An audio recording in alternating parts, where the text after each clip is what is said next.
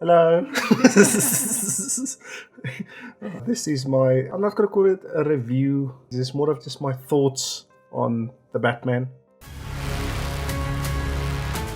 Out of the gate, let's just say, this is not what I was expecting. I was expecting it to be good because it's directed by Matt Reeves and written by him. So I was of course it's going to be good.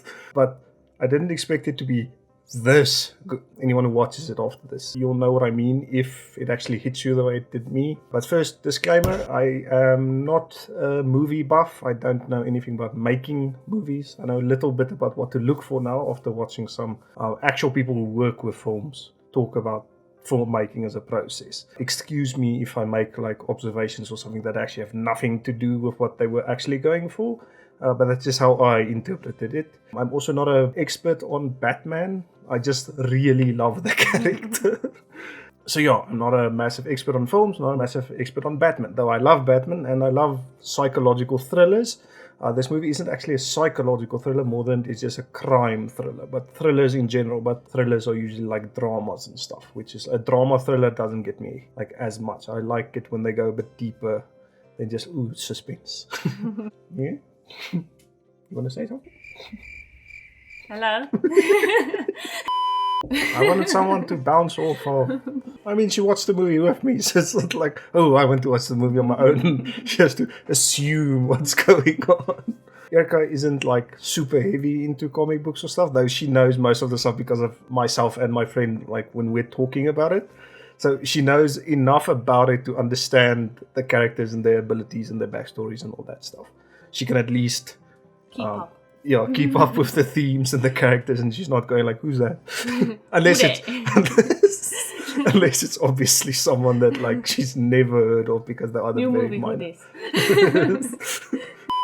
Like I said, this isn't a review. This is just a bunch of things that I can remember off of the movie that stuck with me and that I want to talk about. So I made a list of things, but it's not in any particular order. First off, just quickly, should you watch this movie? Heck yes, watch this movie, even if you're not a Batman fan. It doesn't matter. If you actually just like crime movies or thrillers or stuff, watch the movie. It's you don't need to know Batman and stuff for the movie to make sense. It makes sense on its own. The one thing that I did point out and that a lot of people and reviews said, this isn't your normal superhero movie. And it's not. There's no climactic battle at the end with the villain. There's nothing like that. It's not like at the end of a Marvel movie or, let's say, the end of Zack Snyder's Justice League, where it was. Though, just to note, Zack Snyder's Justice League is still my favorite superhero movie, but the Batman definitely holds a very special place on my list of, goddamn, that's a good movie. It's not just a good comic book movie like Zack Snyder's Justice League, which is also a fantastic film on its own, but overall it will always be a comic book movie. But the Batman is it's top tier cinema experience, even for a normal person. So it's a lot different from Zack Snyder's Justice League. It's just as beautiful, it's just as amazing, but it's something that a normal person can go in and they can go watch, and they don't have to worry about who are all these characters, what's their motivation, all that. Because the motivation is made very clear very early on. You don't need to worry about, oh damn, but I don't know Batman. I don't know what his secret identity is. I don't know enough about Alfred. And because they introduce now characters that actually only mostly appear in the comic books, like Carmine Falcone as a main character, a main antagonistic element in the movie, a lot of people will be like, who the heck's this? Why should we give a crap? This is one of the biggest crime bosses ever. But you don't need to know Batman to know, because the story literally they show you this. They show you this guy is really intimidating. He's extremely creepy. And it's not because someone says, oh, he's creepy, or oh, he's some kind of weirdo or whatever. He just comes off like that. He comes off as this intimidating creep. And I think that is a huge testament to John Turturro, if I'm going to butcher his surname now. Totoro. That's what I thought when I was reading. I'm hey, he's got a... John Totoro. Or call him Totoro for now. A lot of people I saw said that they didn't even know he was in the movie. And that's the whole thing. Aside from a few weird castings from sideline characters that we actually audibly laughed at in the cinema for having, their balls haven't dropped voices, but they're trying to be intimidating. He's involved in this? No, he's not involved. How do you know? That was a bit funny, but all the main cast characters are fantastic in their roles. And it's not aside from we finally getting like a Riddler on like the main screen, like, and what people know about the Riddler from the comic books, or if you've played any of the Arkham games, like, this is not the same. This is not the same character at all. It's not that character you're like laughing at. Like, you do not laugh at this guy. I feel like the casting for the movie was on point. It's bloody brilliant. Even though a lot of these characters I do not know other movies of, I think the biggest name here that I've watched other movies of would literally be Colin Farrell and Andy Serkis. I'm not going to be like, oh no, I haven't watched any of Robert Pattinson's. I haven't. I've seen him in Twilight, but I know he did other movies and I know he was good in them. So I wasn't expecting, oh, we can have shiny vampires as Batman. It's like, That's but how yes, that works. I still like the joke that it's like the Batman became the Batman.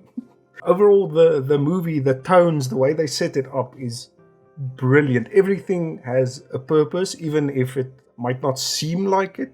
The way they do the lighting, the way the camera work is just on point. There were like 2 scenes where it's a visual effect, so that they basically just are making it extremely blurry, so you have to basically fill in what's going on, but you don't need that. The reason it's blurring is because, okay, it's getting like intense now, because this movie is PG-13, so they do remove a lot of it, but they do leave it to your imagination, which actually helps a ton. So it's like, okay, there was one scene where I was like, okay, I would have liked if the rating was a bit up. I would have actually visually liked to see what's going on, but the way they imply it and the small subtle hints at it definitely make it hit a lot harder than if they just threw it in your face.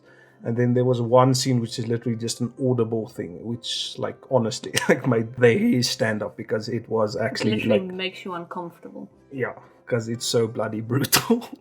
If you were wondering if she was gonna do like a proper Catwoman like type thing, I would say hell yes. If you have watched any of the animated films, or basically just know her character from anywhere that she's appeared in, except The Dark Knight Rises, do not compare the 2 characters. It's not the same. Zoe Kravitz as Catwoman is like, damn. It's like, she does everything I expect Catwoman to do. She does the whole playful, flirty thing with Batman, which honestly is a treat to watch, and it is really fun to see like their relationship evolve throughout the movie. You got a lot of cats. I have a thing about strays. Because it's not just like, oh, she sees him and she's like instantly like into him. Her motivation, she's got her own motivation, which I love, which is not like, oh, she's just tagging along. If anything, she makes Batman tag along like twice. They do hammer it in the movie, like, oh, she can look after herself, but in the one scene where she says it, she literally just asked Batman for help, and we're like, okay. She literally calls him there to ask for help, and then when he's like resistant, she's like, oh, I can take care of myself. It's like, Is that just woman? Is that just a woman? So yeah, I think a lot of people will compare her role versus Anne Hathaway's in The Dark Knight Rises, and if you actually go watch that again, you'll see there's a clear difference between Anne Hathaway's Catwoman and Zoe Kravitz, and I think Zoe Kravitz is a lot closer to what the comic books would be. I really enjoyed all the scenes that she was in, though they did do this weird makeup thing, and Erica pointed out it does look like she's crying the whole time, because she does this weird... She has this highlighter like under her eyes. It's like it always looks like her eyes are wet. Yes. Like... If you had any concerns about it, you don't have to. I did see some people, oh no, but they're going a bit hard on the political side of things. No, they have to be like meta, new age, whatever the hell fuck that shit means. They didn't have politics in the old age. but that's open. That's what people say. Like, the politics in Gotham is always a big thing. It's like its own living organism, the corruption and all that, and the people fighting against it. It's always part of it. One person, when they clarified, when asked about it, they said there was a point where she was talking about like all the rich white men, and like apparently they found that cringe, and I'm like, Gotham's richest are literally mostly old white men. It's not wrong. That's the point. If you know the history of Gotham and how its people got its money and stuff like that, then yes, you will realize that yes, it was built on old white man money.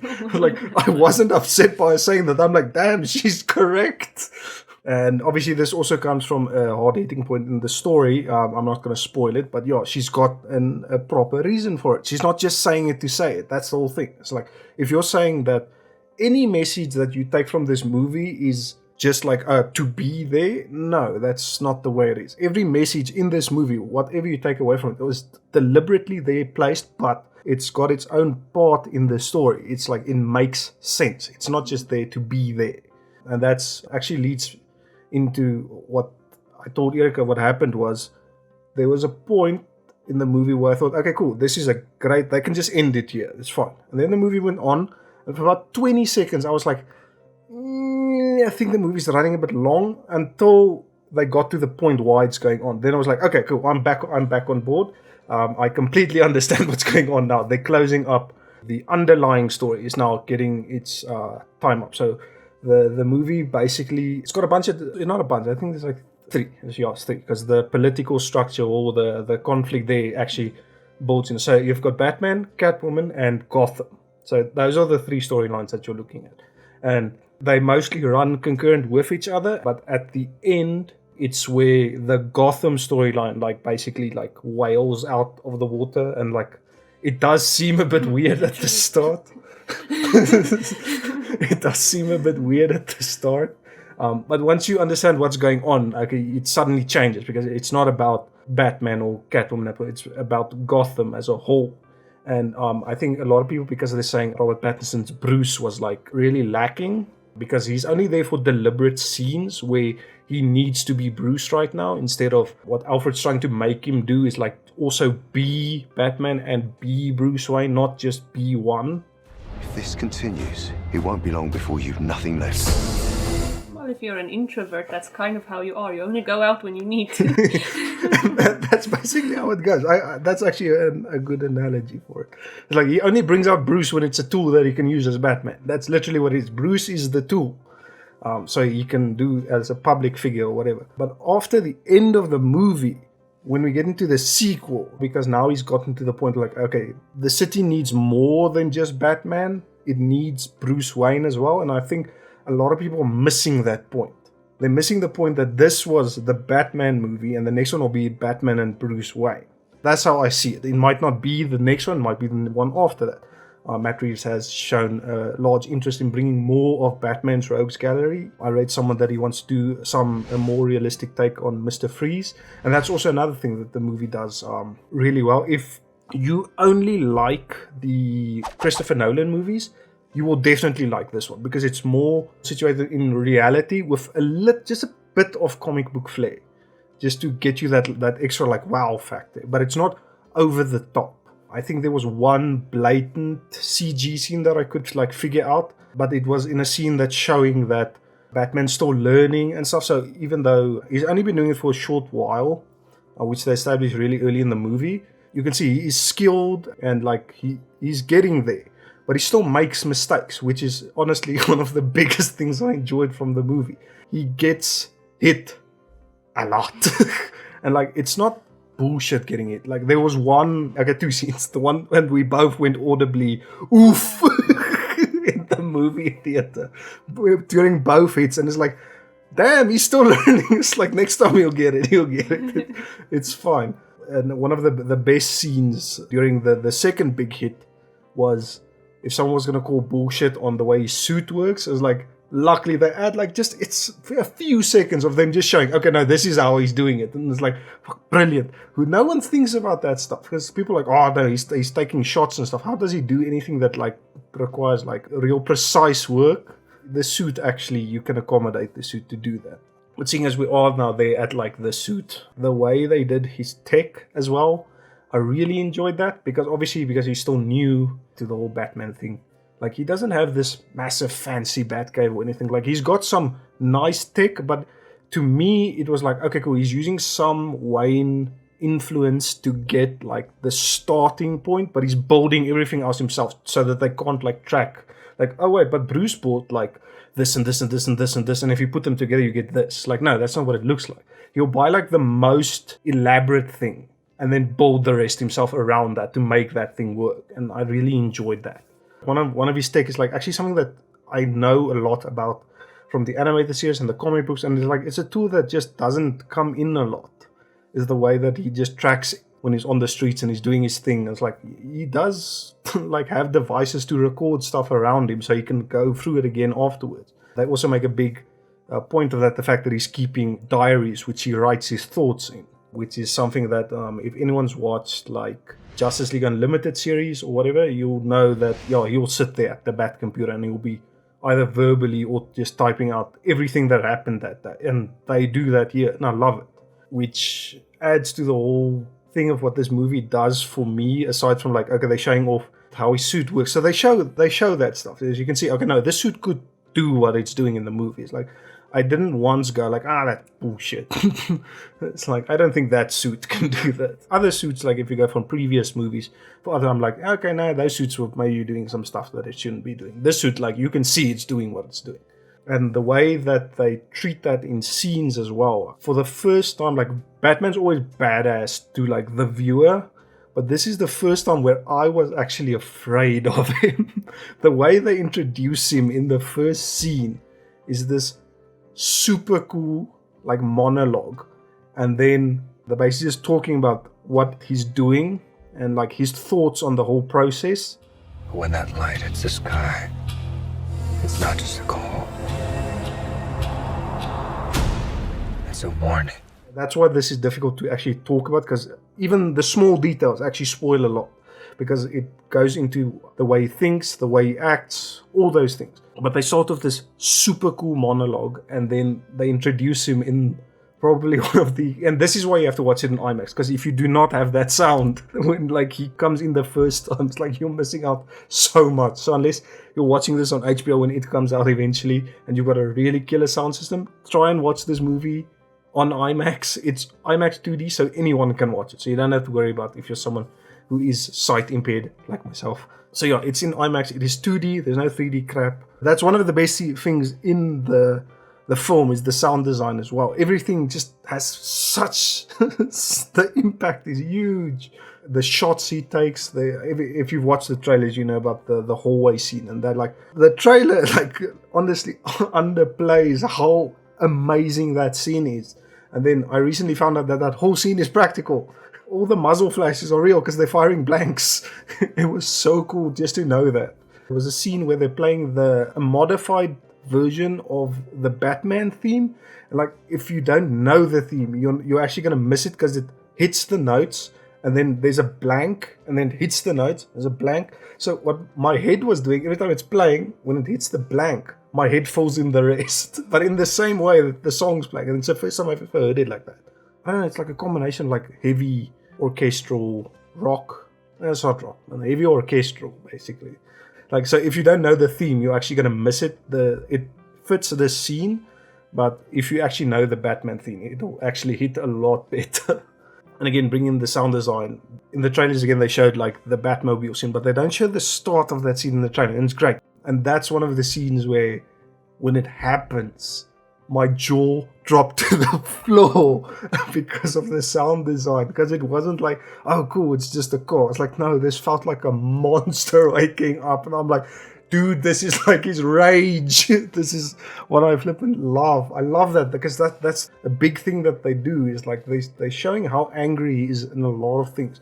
He does think before he does anything, so he's not just going in. Like, he's got a plan. He's got a plan when he goes into like a fight or something. He makes mistakes in the fight, but not once does he just jump in and then either kick all kinds of ass or screw completely up. It's like, no, it's not what he does. You can see, okay, he's thought about this, he's planned it out.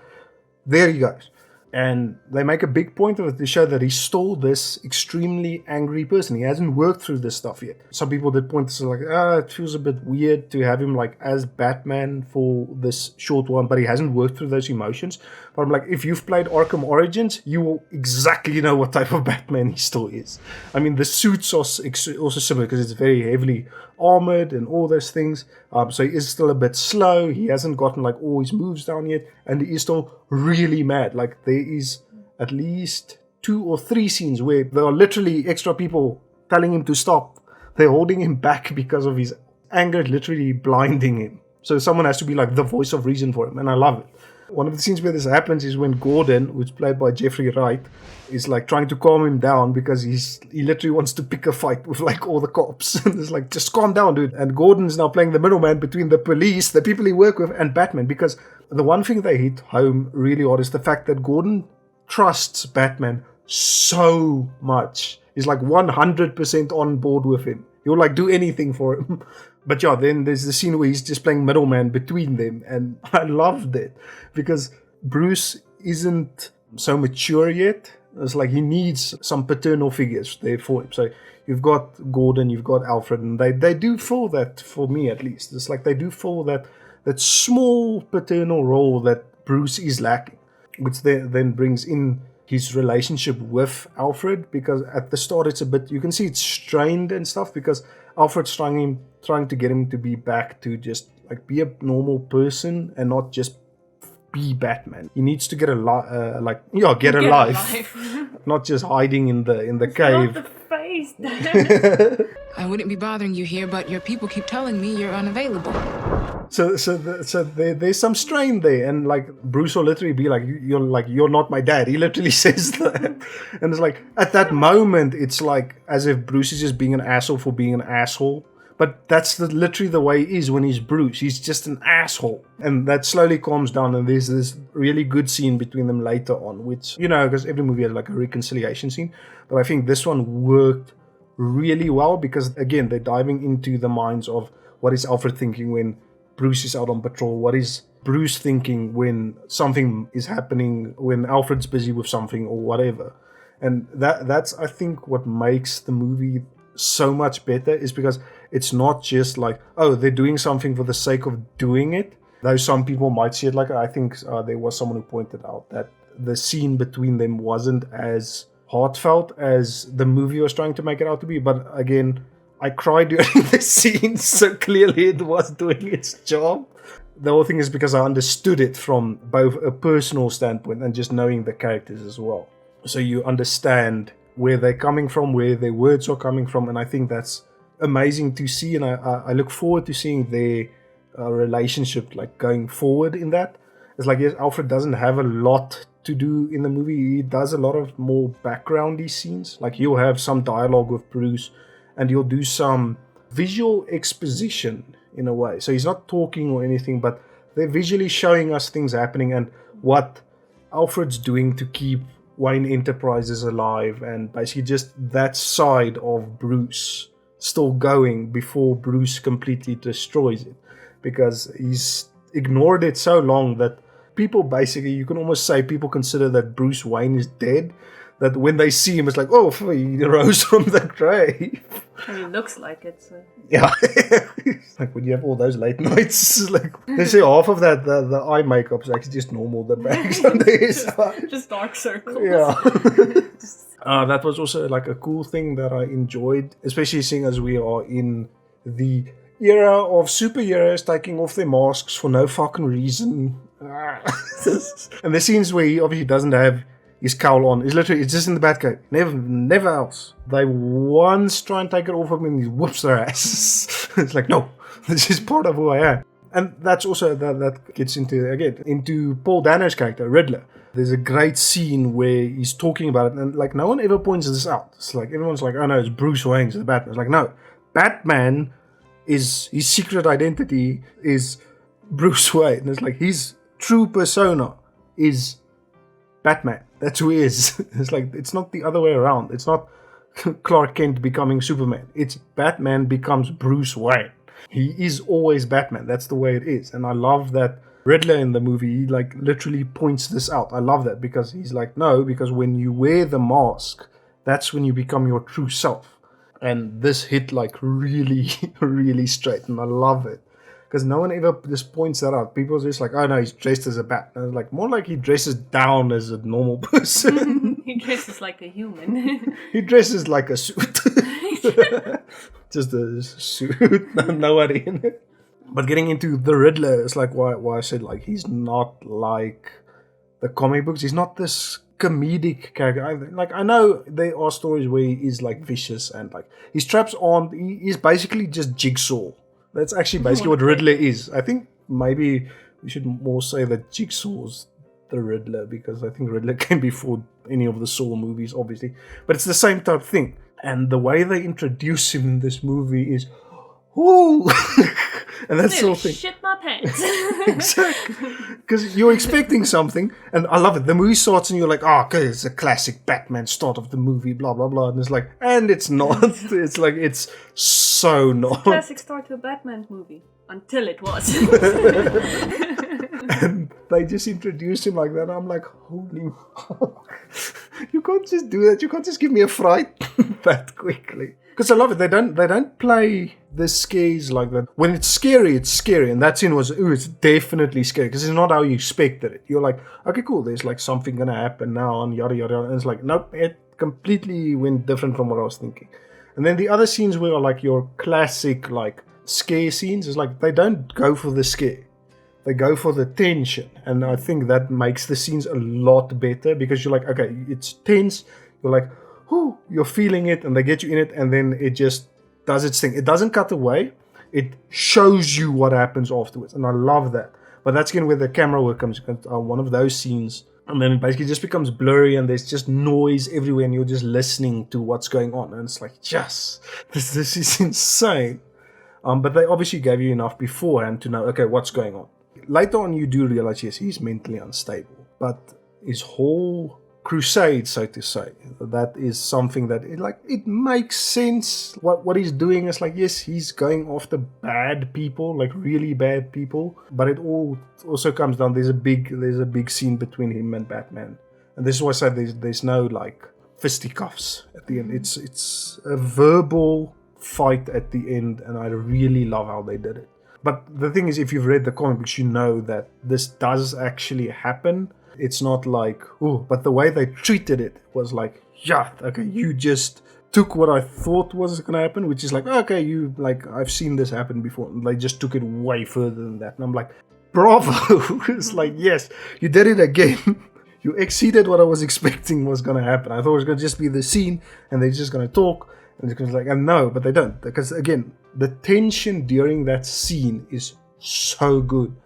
And a lot of the time, a lot of the scenes, because like I said, no scene is there just because it's there. No, it all leads up to stuff, and time clearly moves, and you can see it move, and that's great. So they don't need to go like, oh, a day later, whatever, a few hours later, whatever. Now you realize time has moved. And I think there could probably be an argument for some of the scenes where they are busy figuring stuff out, and they're like, oh, okay, but the pieces are fitting, and it's like, and then Matt Reeves go and gets like, nope, they got it wrong. They made a big mistake now, and it's gonna bite them in the butt, and I love that. Now you got to deal with it, and I think that's great because it's not just like, oh, the hero always gets it right. I love that they make mistakes, and whether it is fighting or just they misunderstood something. One of the things that I did, like when Riddler's making his riddles, like I'm sitting there and I'm like, yeah, can I solve it as fast as Batman can? It's like, and I think only one stumped me. But aside from there's two that have brilliant wordplay, and I love it. Both of them, when it just comes out, I'm just like, yo, it's like the one's really dark and the other one's just extremely clever. Like, just I would never have gotten it. And I love that. I love the fact that they do that because they give you some easy ones and you're like, yes, I'm smart. I'm Batman. And then they give you a difficult one, you're like, God damn, I'll never get this. God damn, I'm dumb. I'm stupid. I can never be Batman. Yeah, I can never be Batman.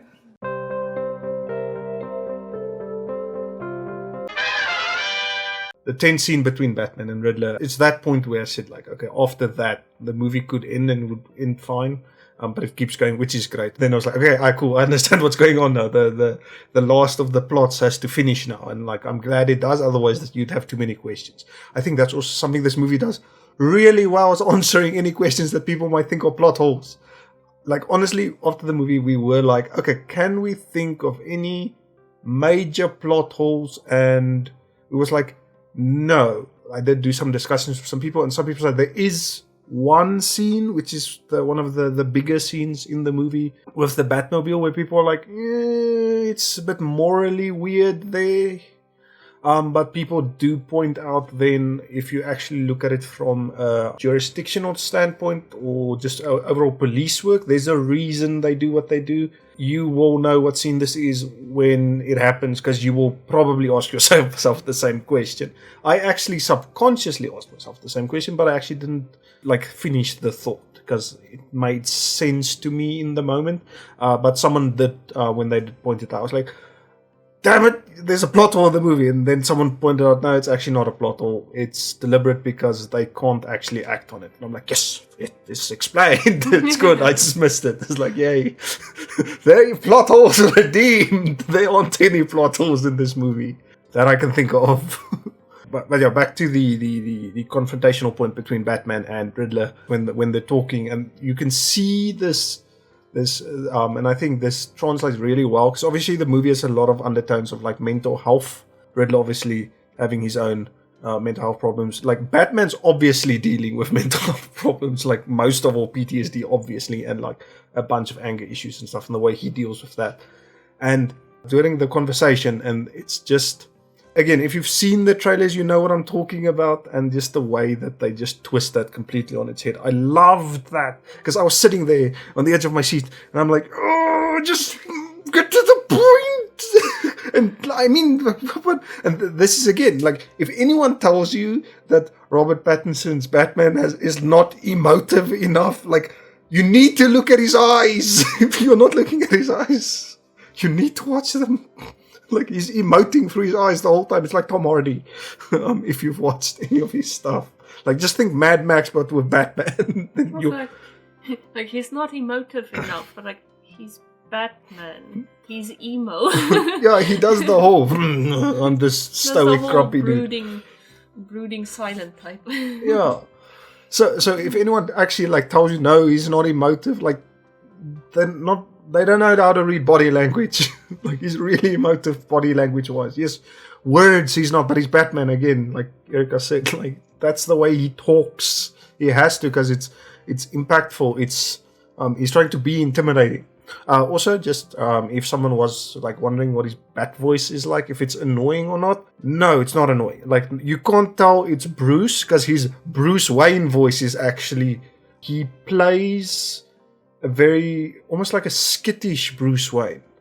So people like underestimate him, and I think that's whole part of the whole thing. So he's not trying to be intimidating. So he'll literally, when he's talking, soft-spoken Bruce Wayne. Yeah, so he'll literally like, he's flinching away, and he's like slouched a bit and stuff. He's like literally, he's playing it. So like, you can't make no one will ever think Bruce is Batman. Like, you've got this guy. It's like, I think a part of that as well is if you take like someone like Ben Affleck's Bruce Wayne, which obviously is really bulky and stuff. Like, people, if you make the connection, like, oh, okay, this guy could be Batman. That's what I was gonna say, because like, Robert Pattinson's Batman is scrawny, small. He's not built, but then when the suit makes him look really big and buff, but then he becomes like super intimidating. So when he's out of the suit, he's toned, but he's not a bulky muscle dude. Now, this obviously being actually part of just the fact that Robert Pattinson actually struggles to build muscle, the fact that they still managed to make him look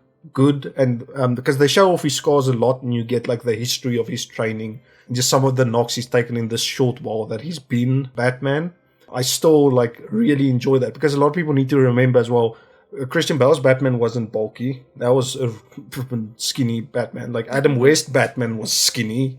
It's like Ben Affleck is more the comic book related Batman, the way it was. But even Batman in the comics wasn't always that bulky. He also used to be really like just thin, skinny. A lot of people, if you actually go in the original definition of what Batman looked like, Adam West is actually the most accurate depiction of Batman, because he's the exact same height, he was the exact same weight, and he had the exact same body type that Batman had back in the comics. And then obviously as time moved forward and we went on with, okay, no, we want like these Herculean, this demigod body basically that all heroes have now, unless you're like a character like Superman, who's just like, that's more of a genetic thing more than training, though he does train as well. But everyone else, they need to have god bods. Speaking of like the Robert Pattinson's physique, like when you see Andy Serkis's Alfred, I think a lot of people could like, maybe this is Batman, because he is swole. He's like bulging out of his little suit that he's wearing. And I think obviously that being part of whatever other films he's currently busy with, we know that he is Claw in the MCU, so obviously he needs to retain that body as well. But anyways, back to this, like that dynamic, that scene when I was on the edge of my seat, I'm like, just either kill me now or don't. And then it hits its head, and you see the relief on Batman's face, and I just love it. And it's so good. And then it moves on from there, and you're like, okay, what's this? The next part. And like the fact that they managed to jump from one like tense scene, and you've got a small break, and they get to the next one. Now, obviously, the scene's still in the same scene, so they're just moving to the next bit. But because the dialogue flows so well with it, because the characters are reacting to it and everything so well that it doesn't feel out of place. So you're like, okay, cool. So we're moving into this. That's what this is. This is an interrogation. He's getting information and he's doing his job in this situation. There was just this moment of like, oh crap, what the. And then it pauses and he's relieved. Now he needs to get like a nice house to get back in there. And that again points to the fact that he's still a young Batman. He's learning how to do this. So he still gets like, ooh, they can still catch him like that. There's a very clever point when Paul Dano like is starting to like hint at it. Bruce or like Batman, obviously, no, because he's Batman. He loses composure, but like for a second. But like if you understand how Riddler thinks and you know his intelligence, or even any of the characters, like seeing Batman falter like that just for a moment, that was enough to like, oh, okay, cool, I've got the upper hand there. And then Paul Dano plays this really well afterwards, where he's just like, you're not as smart as I thought you were. And I'm like, damn straight, you just outplayed the Batman. I really enjoyed that part. And it's like, and it makes sense again because it's finishing off the last part. So you have the Batman storyline, which is, I actually thought about it. It consists of the main plot line, and then there is a small secondary subplot with a character that reappears out, and he plays as well a big role in just how Bruce heals. And the movie does make it strikingly obvious who this person is supposed to represent. So when you see it, you will definitely know what Bruce is aiming at. And Alfred actually also talks about this as well, because they do break down that stuff, and Alfred does explain to him, like, he knows what Bruce is going through and stuff, and at the end of the day, he's just like, you needed a dad. It's like, but I can't be your father. I can train you to get that rage out, and that's about it. I can't do anything more than that. But through those actions, Bruce, unknowingly, because of the way he acts towards Alfred for a large part of the movie, Alfred does become his paternal figure, which again, I just loved the whole scene where that comes together. Because again, if a movie can make me cry without like forcing it, then that's like brilliant. So this movie had everything. My jaw dropped, the music was excellent. It's like all those things. I want to just point this out as well. Colin Farrell as the Penguin. It's like, holy crap. I didn't know who was playing Penguin in this movie. I didn't. I saw screenshots of it, and then someone pointed out, it's like, I can't believe this is Colin Farrell. I'm like, that can't be Colin Farrell. It's like, no fucking way. It's like, I'm not saying he can't act that well. I've watched a bunch of Colin Farrell's movies. I feel like a lot of the times when he's playing the main character, they do him dirty. But if he's playing a side character or like the bad guy, oh my word, he's so good. And now today there was also an announcement that he's also getting his own series, because it's going to be related to his part in what the movie happens and what's going on after now. Like, so what's he doing now after the movie? And I'm like, yes, I like this. This is what I actually always wanted. And obviously Marvel now, they did it first, is the fact that I want movies and series to tie into each other and to have like, okay, we want people to go watch this if you want like more information. I don't think a series should continue a plot line. It should be its own plot line, and you don't need to have watched it to watch the next movie, so you don't need to go play catch up. But if you did, you can like catch all the Easter eggs and all the nods that they make towards it. Because I feel that's a lot about how comic books as a whole just move, because you've got your main lines and then you've got side stories. And like, even though a lot of people dislike the fact that, because comic books generally come down to you need to read the majority of the side stories to catch all the side plots that are running before you read the ending. And I know people like get really upset about that.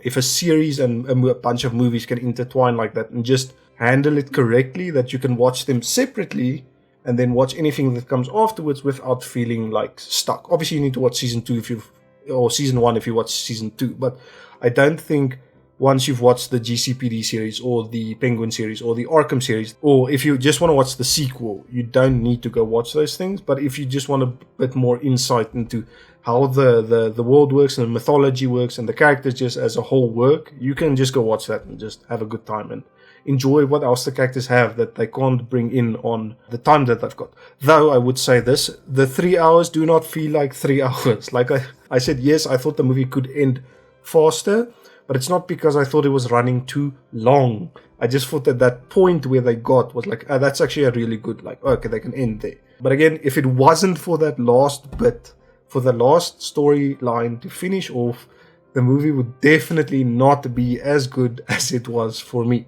The one thing I want to talk about again today is like just the overall feel that they give Batman as a character when he's in the room with people.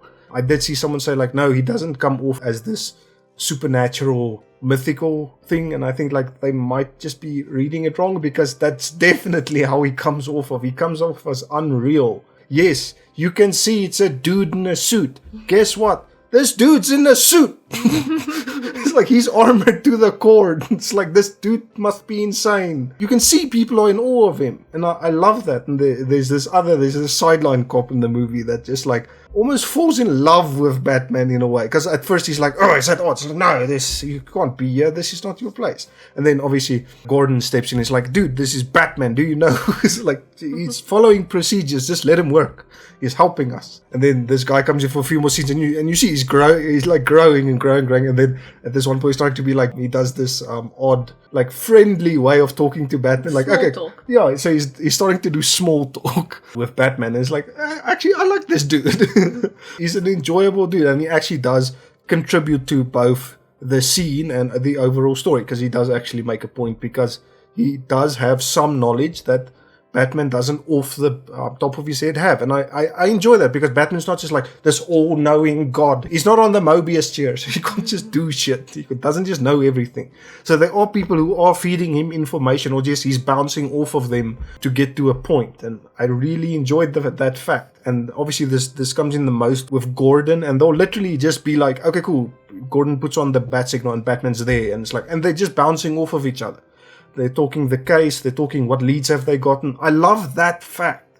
He's holding Gordon at arm's length, but he still trusts Gordon enough to do his job so that Gordon can supply him with information. So he's off doing his thing, Gordon's off doing that, and then they put that together.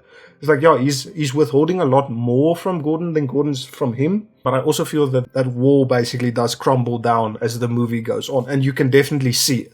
I did enjoy their dynamic. It does feel like, okay, Gordon has gone like, and that's why I want to know what exactly happened in the time that Batman's been Batman, that Gordon trusts him so much. What case was Batman working on that had Gordon just go, I trust this guy completely? Because at some point Gordon had to be like everyone else, where he's just like, shoot the guy on sight, like vigilante justice, screw that crap.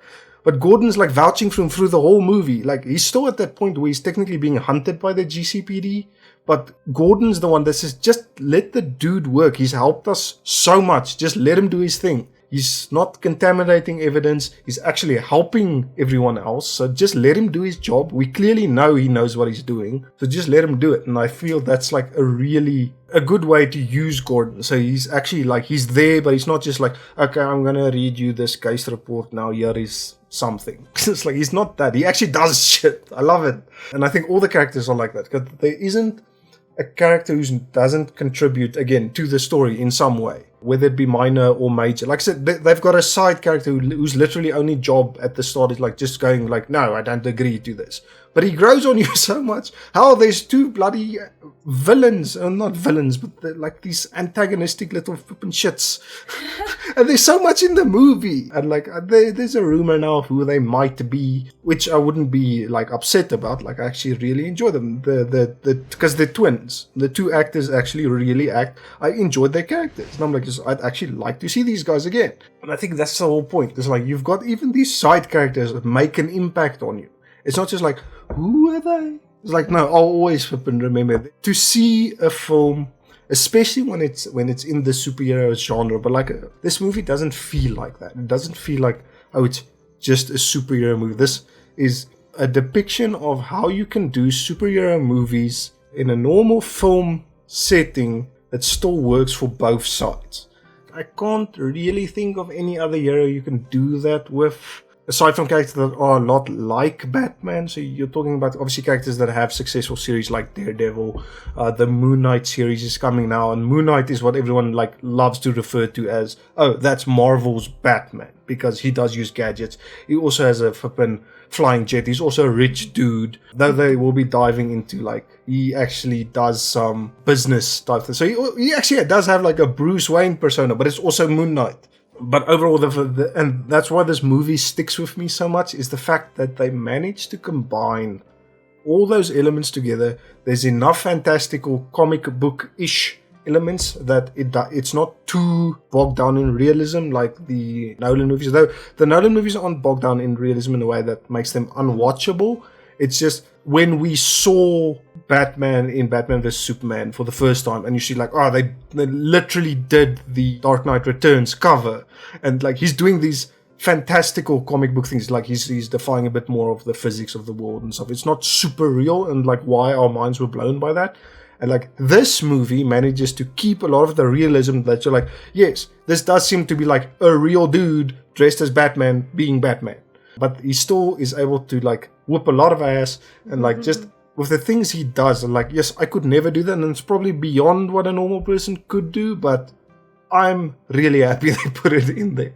Like I said, there's only one scene in the entire movie that I could obviously suss out as having blatant CGI. I probably won't notice it that much when it comes to like HBO Max, but when you're watching it in IMAX, I was able to catch it. It didn't bother me that much, but I could see it. The rest, like, I can't see it, but that's because a lot of stuff was done practically. That's the whole thing, and that's the testament to the fact that they knew where to balance visual effects versus actual proper just going out and doing it. And I think that just adds to what makes this film so much more than anything I could have hoped for.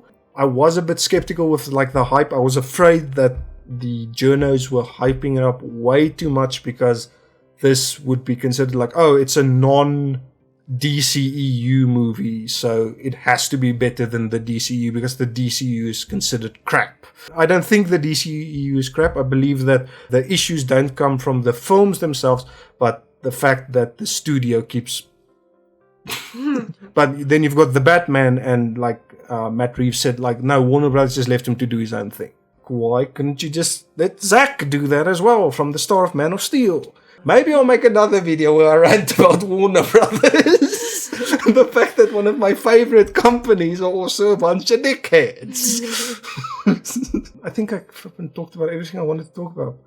So yeah, this will be a long video, but it's not going to be as long as you actually see because Erika here is a very good editor.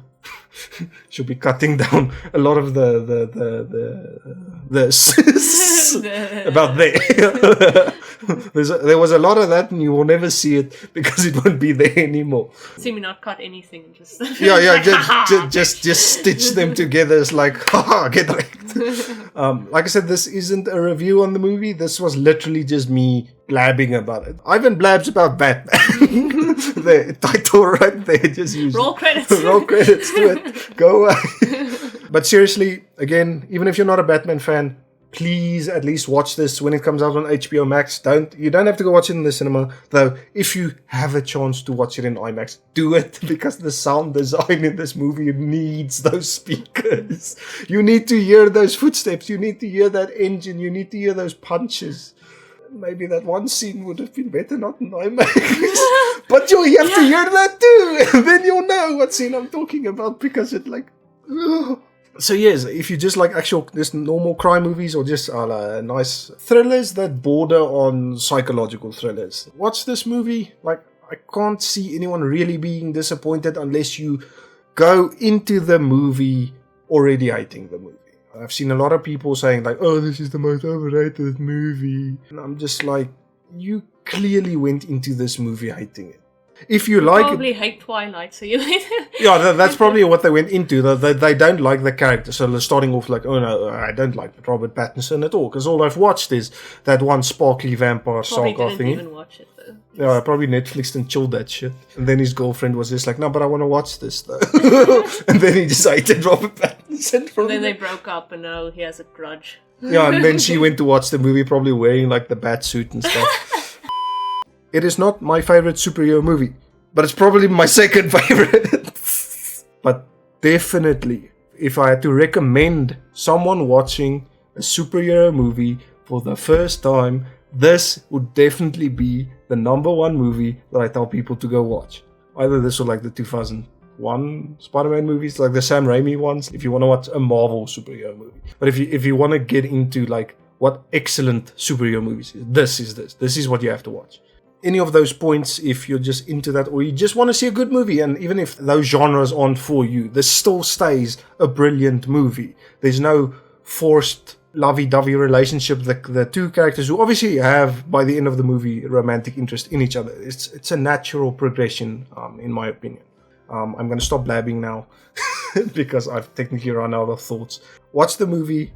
Give me your thoughts if you know me on social media. Just let me know what it was like. I know a lot of my friends are going to be watching it in the near future. I was just like, no, I have to watch it like on day one. But yeah, if you've enjoyed the video, just like whatever, let me know. Just whatever. If you've come this far, well done, and thank you. Well done for like all all the stuff I'm talking, and like if you want to put in the comments like, God damn, he doesn't let his girlfriend talk. It's like, yeah, that's usually how it goes. She has to chip in if she wants to talk. Anyways, that was my movie blab, I guess. I'm not gonna like rate it. It doesn't get a rating. Because my rating is like, it's through the roof. It's like, watch it. That's all I can say. If I get to a point of a movie like, and I'm just like, no, you have to watch it. Like, that's the highest rating. Like, you have to watch it. Give it an awesome out of 10. Yeah. Okay, I'm leaving. Bye. I don't know. Should I say we're back? This is actually like part 2. Like, or it'll be cut. And you'll never know because I'm wearing the same shirt.